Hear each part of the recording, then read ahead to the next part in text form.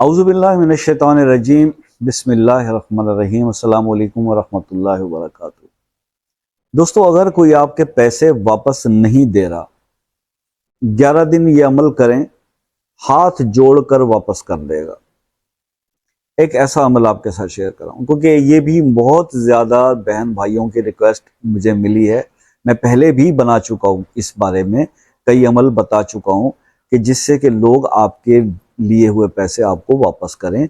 लेकिन प्रॉब्लम यह है कि क्योंकि जाहिर है कि उस वक्त वीडियोस बनाई कि जिस वक्त चैनल लॉन्चिंग फेज में था, थोड़े से सब्सक्राइबर थे, अब सब्सक्राइबर बढ़ गए, लेकिन कोई भी वापस पीछे जाके 1500-2000 वीडियोस पीछे जाके सर्च आउट करना उसके लिए पॉसिबल नहीं होता, ना ही कोई देखना पसंद करता है जाके। तो फिर हमसे ये रिक्वेस्ट होती है जी कि इसका कोई अमल बता दें।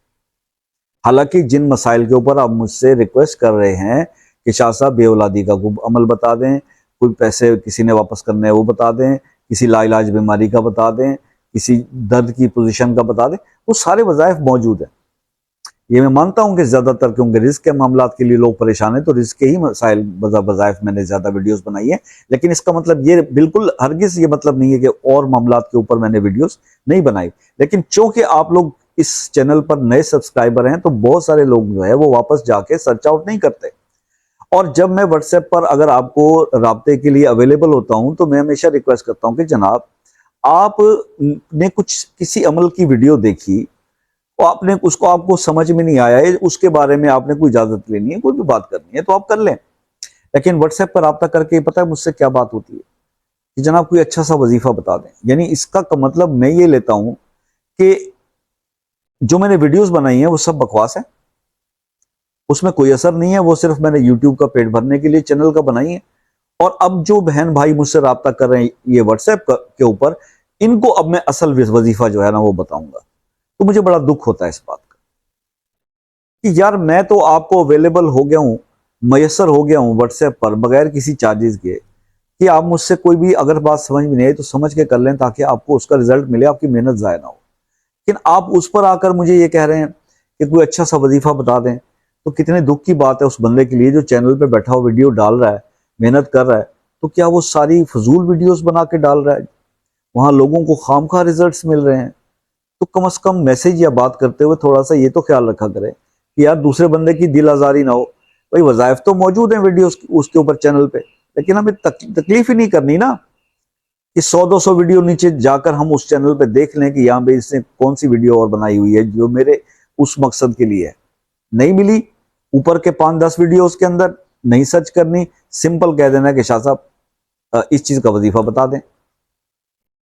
तो भाई इस चीज का ख्याल आप लोगों को करना। मैं तो बता बता के समझा समझा के थक गया, लेकिन वही कहते हैं ना कि ढाक के 3 पात, वही चल रहा है सिलसिला, अभी भी लोग बात करते हैं।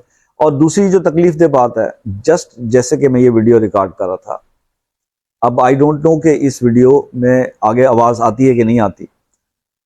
भाई हम कोई स्टूडियो वाले बंदे तो है नहीं, प्रोफेशनल मौलवी तो है नहीं, ठीक है, कोई प्रोफेशनल बाबे पीर आमिल तो है नहीं ना, बहुत बड़े कोई यूट्यूबर है कि हमारा स्टूडियो हो, हम डीएसएलआर कैमरे से, हमारा कैमरामैन हमारी वीडियो रिकॉर्ड कर रहा हो।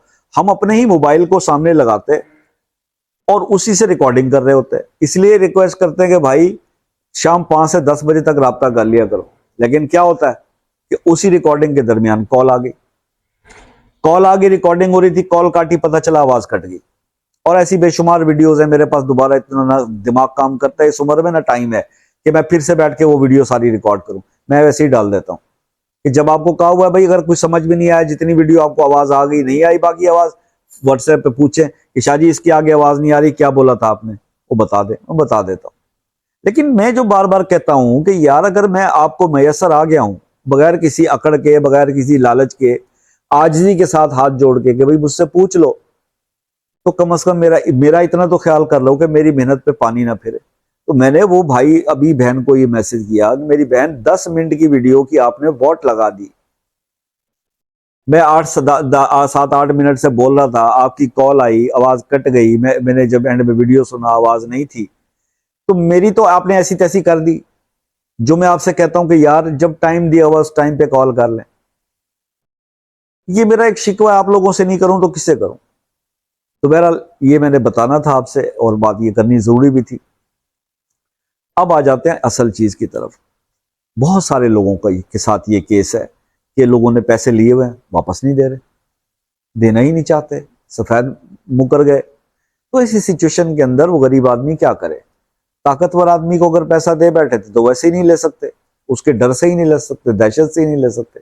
और आजकल ऐसे हालात हैं कि किसी अपने जैसे को भी दिया था तो उसके बाद होंगे तो वो देगा। तो ये मसाइल चल रहे हैं। और बाज लोग तो माजरत के साथ किसी से कर्ज लेते भी इसी नीयत से हैं कि देना ही नहीं है, बस अभी तो ले लो ना, फिर आगे देखी जाएगी।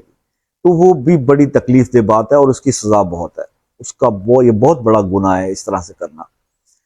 तो ऐसे ही लोगों के बारे में ये मौजूद है कि जनाजा नहीं पढ़ते थे रसूलुल्लाह सल्लल्लाहु अलैहि वसल्लम भी मकरूज का, जो वो मकरूज जो ये सोच कर कर्ज लेके वापस नहीं करना। ठीक है, कर्ज लेना पड़ जाता है, हो जाती है जरूरत, ऐसी पड़ जाती है। अल्लाह ताला सबको बचाए कर्ज लेने से, लेकिन फिर ये जहन में हो कि जैसे ही फुर्सत मिली उसको वापस करना है। तो ये सिचुएशन, एक वजीफा आपको बताता हूं कि अगर कोई अब बंदा आपके पैसे वापस नहीं कर रहा, आप ये अमल करें, 11 दिन अमल करें, हाथ जोड़ के आपके पैसे वापस करेगा इंशाल्लाह। आपने सिर्फ करना क्या है, नमाजों की तो पाबंदी हर कोई करता है ना। अब मुझे अच्छा नहीं लगता कि मैं बार बार आपसे कहूं कि भाई नमाज 5 वक्त पढ़ा करो, वो तो मुसलमान ही नहीं जो नमाज नहीं पढ़ता। तो बहरहाल आपने करना सिर्फ ये है कि हर नमाज के बाद 3 बार दुरूद इब्राहिमी पढ़ें और 3 बार सूरह फातिहा पढ़ लें, 1 बार सूरह इखलास पढ़ लें, फिर 3 बार दुरूशी पढ़ लें। और इसका सवाब दिमाग में उस बंदे को रखें, वो आपके जहन में उसकी तस्वीर होनी चाहिए इधर कि फला बंदा, कि मैं उस बंदे की, उसका नाम लेके मैं उसकी रूह को ये जो मैंने कलाम पढ़ा है ये हदिया कर रहा हूं। 11 दिन ये अमल कर लो, ऐसा बेचैन होगा वो, ऐसा बेचैन होगा, उसकी रूह जब पावरफुल होगी और उसके ऊपर जो शैतान सवार है वो हटेगा ना, वो हाथ जोड़ के आपके पैसे आपको वापस करके जाएगा। बारहा आजमाया, अमल करके देखिए, जरूर फायदा होगा इंशाल्लाह। मतलब मैंने कभी इस अमल के का फेलियर मुझे रिपोर्ट नहीं हुआ, लेकिन आप लोगों से भी रिक्वेस्ट है कि अपना फीडबैक दिया जरूर करें कोई भी अमल करके, ताकि उसकी रोशनी में आगे किसी को बताया जा सके। तो ये है। बाकी अगर इसके बारे में मजीद कुछ समझना है तो मैं आपसे रिक्वेस्ट करता ही हूँ कि शाम 5 से रात 10 बजे तक व्हाट्सएप पर रब्ता कर लें, पूछ लें, कोई रहनुमाई चाहिए तो ले लें, ठीक।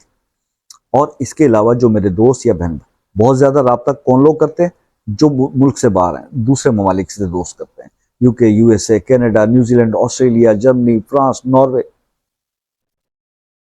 ये लोग रब्ता करते हैं। तो एक मैसेज करें व्हाट्सएप पे और टाइम ले लें, कोई चार्जेस नहीं है, फिर तसल्ली से बात कर ले, मसला डिस्कस कर लेंगे, जो रहनुमाई होगी आपको बता देंगे, भाई ऐसे ऐसे ऐसे कर लो। तो अल्लाह ताला करने वाले हैं, आसानियाँ पैदा करेंगे। अल्लाह ताला आप लोगों के लिए भी, हमारे लोगों के लिए भी अल्लाह आसानियाँ पैदा करे, यही दुआ रहती है। आपसे फिर यही रिक्वेस्ट एंड पे करता हूँ कि यार दोस्त, कुछ लाइक नहीं करना मत करो, सब्सक्राइब नहीं करना मत करो, कमेंट नहीं करना मत करो, दुआ में याद रखना, दुआ में याद रखना। जिंदगी रही तो नेक्स्ट किसी वीडियो में आपसे फिर मुलाकात होगी, तब तक के लिए इजाजत दीजिए।